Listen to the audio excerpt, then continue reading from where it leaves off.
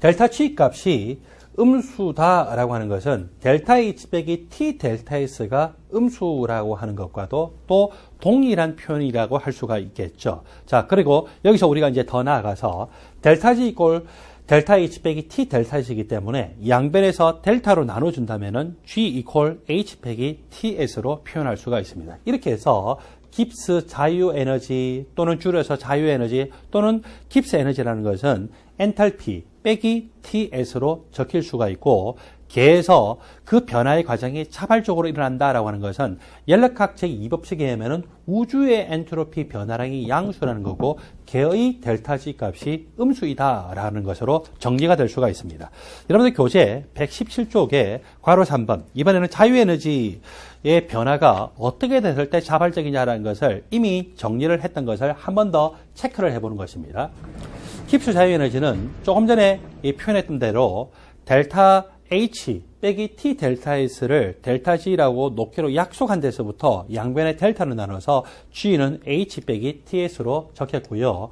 이 델타 H 빼기 T 델타 S가 델타 G라고 이렇게 놓여졌는데 이 값이 음수이면 자발적으로 그 변화의 과정이 일어납니다. 그리고 우리가 116쪽에서 봤던 대로 모든 변화의 과정은 깁스 자유에너지 변화량이 0이 될 때까지 자발적으로 일어나고 델타 G 값, 깁스 자유에너지 변화량 값이 0이라는 것이 바로 평형 상태죠. 모든 변화의 과정은 평형 상태에 도달할 때까지만 자발적으로 진행됩니다. 이번에는 델타 G 값이 0보다 크면 어떻게 될까요? 그 과정 자체는 비자발적인 과정이죠. G 값이 점점 높아지는 것은 비자발적인 과정에 해당된다라고 우리가 116쪽에 그림을 가지고서 같이 공부를 했었습니다. 여기 간단한 예가 있습니다. 얼음이 있고 H2O 고체 상태에서 H2O 액체 상태로 변화가 됩니다.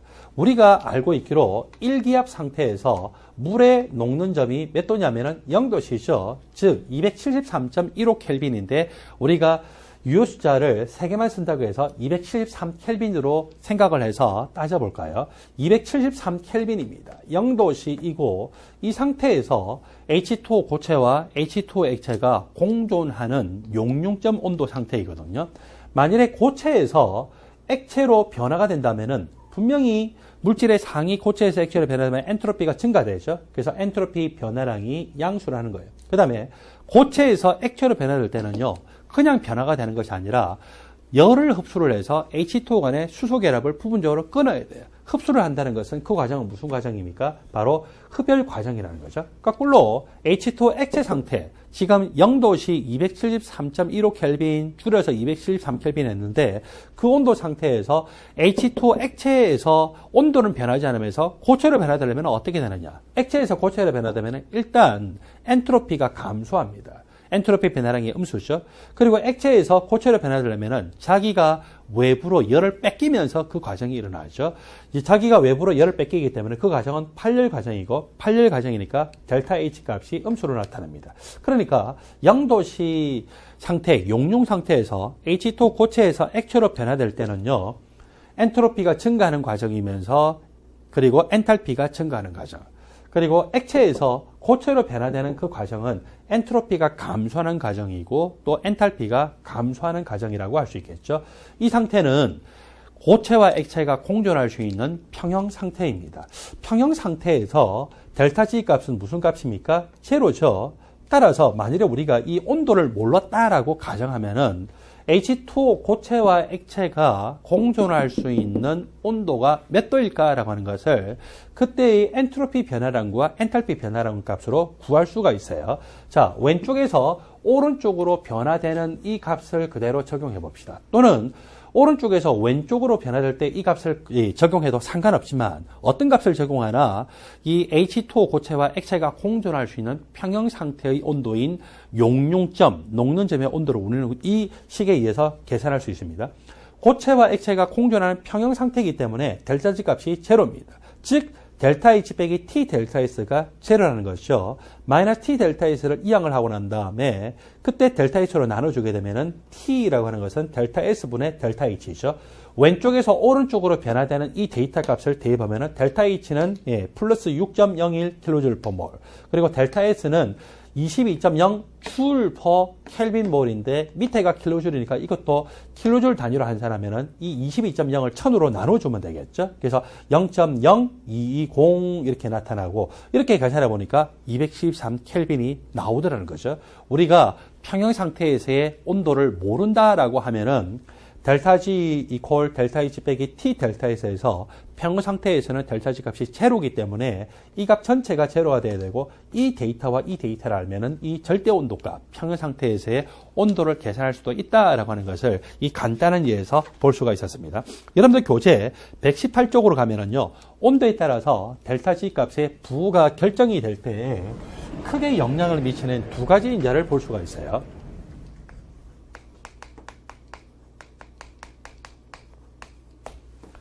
델타 G 값이 0보다 작은 음수 값이면은 그러면 그 과정은 자발적으로 일어날 수가 있습니다.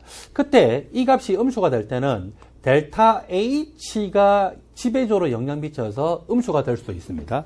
또는 이번에는 델타 S가 지배적으로 영향 미칩니다. 그 말은 마이너스 T 델타 S가 지배적으로 영향을 미쳐서 델타 G 값이 음수가 될 수도 있겠죠. 그러면 델타 H가 지배적으로 영향을 미치는 대표적인 반응, 메테인이라고 하는 연료가 산소와 반응하는 연소 반응이 이루어져서 이산화탄소와 H2가 됩니다. 이때는 엔트로피 변화와는 상관없이 워낙 이 반응 자체가 큰 발열 과정이에요. 워낙 이 값이 큰 발열 과정이기 때문에 델타 H 빼기 T 델타 S에서 이 값이 얼마인지는 몰라요. 이 값이 얼마인지는 모르지만 이 값 자체가 너무너무 큰 음수이기 때문에 이 값이 음수가 되건 양수가 되건 이 마이너스가 전체를 지배를 해서 전체 델타 G 값을 뭐가 되게 만들더라고요. 음수가 되도록 만드는 대표적인 반응이죠. 이번에는 엔트로피 변화가 전체 과정을 지배한다. 즉 마이너스 T 델타 S가 전체 과정을 지배하는 경우인데 N2O4가 분해가 되어서 NO2로 되는 이 과정, 기체의 몰수가 1몰에서 2몰로 변화되니까 이것은 확실하게 엔트로피가 증가하는 과정에 해당이 되죠. 그래서 엔트로피가 확실하게 증가하는 과정에 해당이 되는데, 자, 이때 엔탈피 변화 값으로 보면은 이 값은 지금 발열 과정입니까? 흡열 과정입니까?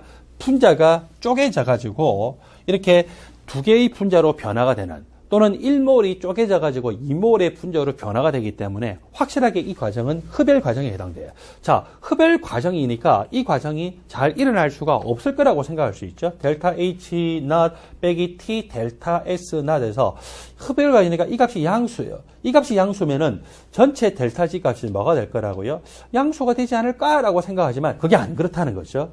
기체 몰수가 1몰에서 2몰로 변화되면서 엔트로피가 확실하게 크게 증가되고 이 값이 양수죠. 그리고 이 과정이 일어날 때의 절대 온도를 대입해 보니까 뒤에 있는 이 값 전체가 너무나도 절대값이 큰 음수라서 이 음수가 이 양수를 상쇄하고도 델타 G 값을 뭐가 되게 만들더라고요. 음수가 되게 만들면서 이 과정이 자발적으로 일어날 수도 있죠. 그래서 보통은 자발적으로 일어나기 위해서 델타 G 값이 음수가 돼야 되는데 델타 H와 델타 S가 모두 이 값을 음수가 되게 만들 수도 있지만 둘 중에 한 개가 지배적으로 영향 미쳐서 델타 G 값이 음수가 되게 만들 수도 있다라고 하는 내용들을 여러분들이 기억을 하시기 바랍니다.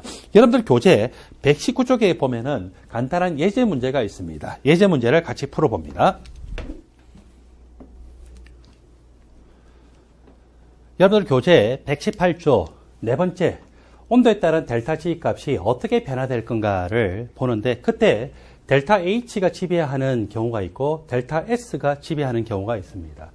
델타 G라고 하는 것은 델타 H 빼기 T 델타 S인데 델타 H가 확실하게 절대값이 큰 음수이기 때문에 델타 G 값을 음수가 되게 만들 수도 있습니다. 또는 델타 H와는 상관없이 델타 S 값이 확실하게 큰 양수이기 때문에 마이너스 T 델타 S 전체가 음수가 되어서 델타 H 값이 양수거나 음수거나 상관없이 델타 G 값 전체를 음수가 되게 만들 수도 있습니다. 메테인 기체와 산소가 반응해서 이산화탄소와 H2가 생성되는데 이때 기체 3몰이 반응을 해서 기체 1몰이 생성되는 반응이죠.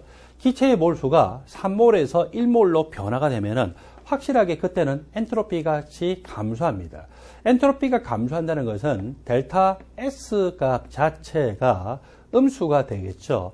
이 값이 음수가 되면은요, 델타 H 빼기 T 델타 S가 델타 G 값인데, 델타 S가 음수가 되어버리니까 마이너스 T 델타 S 전체가 양수가 되죠. 이 값이 양수가 되는 것은 델타 G 값이 음수가 되는데 저해가 되는 거예요. 그런데 이 반응은 대표적인 이 연료인 메테인이 산소와 반응하는 연소 반응이고, 연소 반응은 일반적으로 굉장히 큰 발열 과정이죠. 이 반응 자체가 너무 큰 발열 과정이기 때문에 델타 H 전체 값이 음수고, 이 양수 값을 상쇄를 하고도 아직도 델타 G 값이 뭐가 되게 만들더라고요? 음수가 되게 만들더라는 거죠. 그래서 연료가 산소와 반응하는 완전 연소 반응 같은 경우에는 엔트로피 증가하거나 감소하거나 상관없이 워낙 큰 발열 과정이기 때문에 일반적으로 그 과정은 굉장히 자발적으로 잘 일어나는 반응에 해당됩니다. 이번에는 N2O4라고 하는 분자가 쪼개져서 NO2로 변화가 되는 과정입니다. 이때는 기체 1몰이 기체 2몰로 변화가 되고 있죠. 기체의 몰 수가 증가한다라고 하는 것은 엔트로피가 증가하는 과정이고, 델타 S 값이 0보다 큰 과정에 해당이 되죠. 분자가 쪼개지는 과정에 열을 흡수해야 되기 때문에 이 과정은요, 흡열 과정에 해당이 됩니다. 흡열 과정이니까 델타 H 빼기 T 델타 S에서 이 값이 양수에 해당이 되죠. 이 값이 양수면은 델타 G 값을 음수가 되게 만듭니까? 양수가 되게 만듭니까? 양수가 되게 만들려고 하겠죠. 그런데 엔트로피가 크게 증가하기 때문에 엔트로피 변화량 값이 양수고 마이너스 T 델타 S 값 전체가 음수가 되어서 이 음수가 이 양수를 상쇄하고도 전체 델타 G 값을 뭐가 되게 만들더라고요? 음수가 되게 만들더라는 거죠. 그래서 델타 G 값이 음수가 되게 만드는 데는 이 델타 H와 델타 S가 모두 영향을 미칠 수 있지만, 또는 둘 중에 한 개가 지배적으로 영향을 미칠 수도 있습니다. 그러면 더 나아가서 여러분들 교재 118쪽 아래쪽을 보니까 델타 G 값에 영향을 미칠 때 델타 H 값이 음수냐 양수냐, 그리고 델타 S가 음수냐 양수에 따라서 어떻게 영향을 받을까라고 하는 것이 정리가 되어 있습니다.